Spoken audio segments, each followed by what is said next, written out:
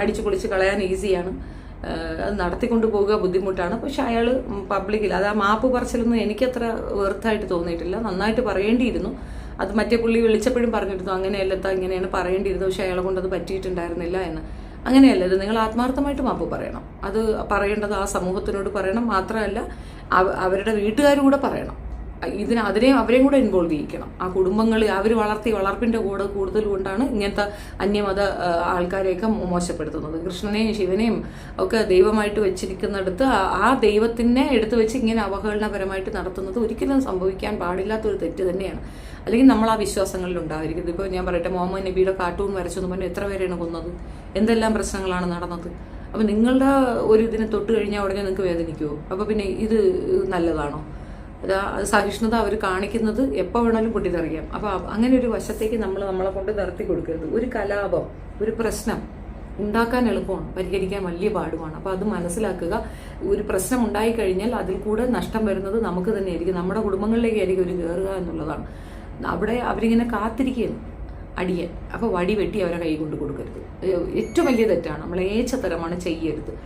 എന്തിനാണത് ചെയ്യാൻ പോയത്? നിങ്ങളതിനെ വിശ്വസിച്ചിരുന്നെങ്കിൽ നിങ്ങൾക്ക് അതിൻ്റെ ഡെപ്ത് മനസ്സിലാവും. ഞാൻ പറയുമ്പോൾ നിങ്ങൾക്ക് പിടികിട്ടത്തില്ല. പക്ഷെ ഒരു വിശ്വാസിക്ക് ഒരിക്കലും ഉൾക്കൊള്ളാൻ പറ്റാത്ത ഒരു, ഞാൻ അന്തപ്പെട്ട് കാണുകയായിരുന്നു. ചേട്ടാ ഇവറ്റകൾക്കൊക്കെ ഭ്രാന്താണോ? ഇതൊക്കെയാണോ പിന്നെ ക്രിയേഷൻസ്? ഇതൊക്കെ എന്താ ഈ കാട്ടുന്നേ? നിങ്ങൾക്ക് 10 പേരെ വരുത്തുന്ന വിശ്വാസങ്ങൾ എഴുതി വെക്കുമോ? ആളുകൾ കഴിക്കും. ഭയങ്കര റെക്കോർഡ് ലെവൽ ഫുഡാണ് സപ്ലൈ ആയെന്നാണ് കേട്ടിട്ടുള്ളത്. കാരണം ആർക്കും വീടുകളിൽ സദ്യയൊന്നും ഉണ്ടാക്കാൻ വയ്യ, ഹോട്ടലുകാർക്ക് തന്നെ എല്ലാവരും ഇത് കൊടുത്തിട്ടുള്ളത്. അപ്പോൾ ഇത് മാർക്കറ്റ് കിട്ടാനിട്ടൊന്നുമല്ല, ഇത് അഹങ്കാരം, അത്രയേ ഉള്ളൂ. അത് മാത്രമല്ല, ഈ ടീം നല്ലപോലെ ആ ഫുഡ് ഉണ്ടായിരുന്നു, നല്ല രീതിയിൽ സക്സസ് ആയിരുന്നു. അപ്പോൾ പൊളിഞ്ഞില്ലേ, സമാധാനമായില്ലേ, ഇപ്പോൾ ഒത്തിരി ആശ്വാസമായില്ലേ? കോഴിക്കോടുന്നും അവിടുന്ന് ഇവിടുന്നും ഒക്കെ ഒരുപാട് പേര് വന്നിട്ട് ഇതിനെതിരെ ഭയങ്കര ബഹളമൊക്കെ വെക്കുന്നത് കണ്ടിരുന്നു. മാങ്ങാ മടയന്മാരെ പോയി ജോലി നോക്കുക. അവർ ചെയ്തത് തെറ്റ് തന്നെയാണ്. അതിന് ഞാൻ ഉൾപ്പെട്ട, എൻ്റെ മതവിശ്വാസങ്ങളിലുള്ളവർ ഉൾപ്പെട്ട ഒരു വിഷയമായതുകൊണ്ട് ഞാൻ മനഃപൂർവ്വമായി നിങ്ങളോട് ഞാൻ ക്ഷമ ചോദിക്കുന്നു. അങ്ങനെ ഒരു തെറ്റ് ഞങ്ങളുടെ വിഭാഗത്തിൽ നിന്നുള്ള ആൾക്കാരുടെ കയ്യിൽ നിന്ന് വന്നതിൽ മനഃപൂർവ്വമായി ഞാൻ മാപ്പ് ചോദിക്കുന്നു. തെറ്റാണ്, ക്ഷമിക്കണം, ഞങ്ങളോട് പൊറുക്കണം. ഇത് ആവർത്തിക്കാതിരിക്കാൻ നമ്മുടെ കൂട്ടർ ശ്രദ്ധിക്കുകയാണ് വേണ്ടത്. ക്ഷമിക്കുക.